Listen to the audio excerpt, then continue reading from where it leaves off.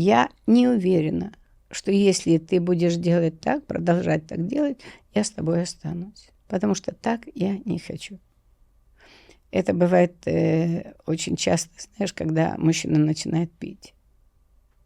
Когда он начинает пить, и женщина это терпит, ждет, что он как-то поменяется. А с чего ему меняться, если ты уже терпишь его? Он продолжает тонуть. Но в этот момент ты же с этим соглашаешься. Вот если ты говоришь, не-не-не, дорогой, подожди. Я-то вообще встречалась с мужчиной. Я замуж выходила за мужчину. А вот то, что приходит, это не мой мужчина. И вот с этим я жить не собираюсь.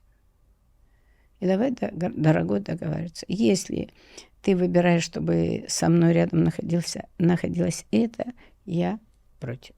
И в следующий раз, как только это приходит, я беру шинель и подалась, куда глаза глядят. Или я вправе поменять замочек. Вот это про это. То есть выразить себя и оставаться в своей устойчивой правде. Да, я вот так. А мы же говорим одно, делаем другое. Мужчина не понимает, думает, ладно. Он-то знает, и он реагирует на то, что делает.